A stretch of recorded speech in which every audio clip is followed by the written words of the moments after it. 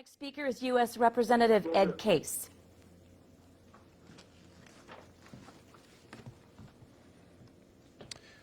Thank you, Governor, Senator Schatz. The first and foremost thing I want to do is to embrace their comments, to say thank you to each and all of you throughout our state for your forbearance, for your understanding, for your contributions. They couldn't have said it any better. It's going to take us all to get through this, and we all are going to get through this.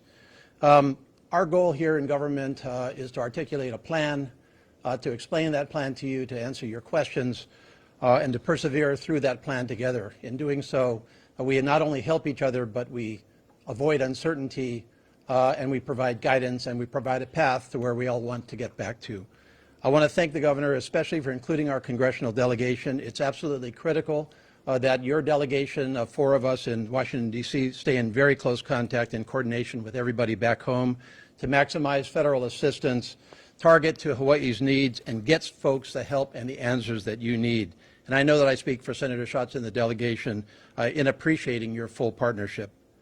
Senator Schatz has gone through many of the details, and I want to amplify some of those details in terms of what is in the CARES package, which, as Governor Ige noted, is the largest single emergency bill in the history of our country, as well it should be, considering the magnitude of what we face.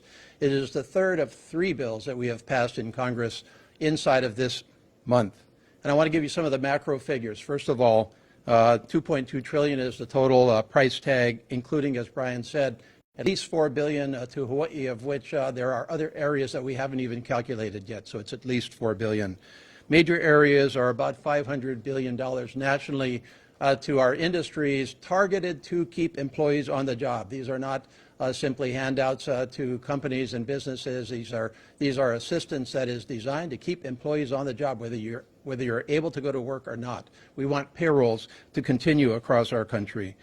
Brian mentioned the $377 billion in assistance to small businesses, and that is businesses of less than 500 employees under the traditional definition. But this also includes people that were not particularly included in small business programs traditionally, such as independent contractors, sole practitioners, nonprofits, gig economy, drivers, taxi drivers. These folks, you are eligible for small business assistance. That includes $350 billion in paycheck protection. The goal there is to have our small businesses get loans in which to keep people on the payroll. These loans are forgivable if people are kept on the payroll or brought back onto the payroll. And as Senator Schatz has pointed out, the gateway to those are the Small Business Administration and our local banks who are going to be administering those loans. We also have $290 billion in direct payments to families. We have $260 billion to supplement unemployment insurance to take the maximum period up to 39 weeks and to supplement it with $600 of federal funds. As Senator Schatz noted, $150 billion to state and local governments, which they can target to their needs, with a minimum of $1.25 billion to Hawaii itself. $126 billion to hospitals and healthcare workers. We all know the crying need out there right now for PPE, personal protective equipment across our country. We're trying to help with that. There are other specifics here: education, vaccine, infrastructure. There's a lot in this bill, and our job is to make sure that we maximize these resources to the benefit of our Hawaii. As Senator Schatz pointed out, this is not the last bill that your Congress is going to pass. We really see this in 3 phases, what we're having to deal with here today. Phase 1 is survival. That's where we are right now. Phase 2 is stability, and Phase 3 is recovery. And in the bills we've passed so far, we're trying to get through survival and to stability. A recovery package will come later on. In fact, we're already working on it in Congress right now. It will probably include a substantial investment in our nation's infrastructure, which in many, many ways has been falling down. And so more on that later. I want to briefly answer a few of the more common questions that I get in my office. And by the way, like Senator Schatz, please go to case.house.gov, where I also have a full set of resources for you to go to try to get your questions answered, to figure out a way to contact me with your very specific questions. My staff also is completely on the job in both D.C. and Honolulu, and we are working very hard to get those questions answered, get that assistance out. First of all, on the direct payments.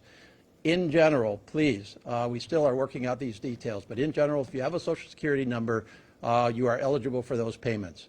The IRS said this morning that it'll take about 3 weeks for those to start to go. I'm sorry, that's slower than they said a week ago, and we all believe that these need to find their ways to you as soon as humanly possible. But that's what the IRS said today. So that's the timing. Now, for most people, especially folks that have filed tax returns in the last few years, you don't have to do anything further. That's the gateway to get you the payments that will be coming under that direct payment program. However, I also want to note, so that nobody is surprised, that these payments do start to phase down from their maximums of $1,200 per person, $2,400 per joint family, $500 per child under 17. They start to phase down at $75,000 individual income, $150,000 joint, and they phase out pretty much after $100,000, $200,000. We're, of course, trying to get that direct payment to the folks that especially need it to tide themselves through. Small business. There are a number of different loan programs under small business. There is an emergency loan program that has already been in place for a couple of weeks. And there is also the new program under the CARES Act, which again provides incredible loan opportunities to small businesses to keep people on the payroll, forgivable if in fact you do that.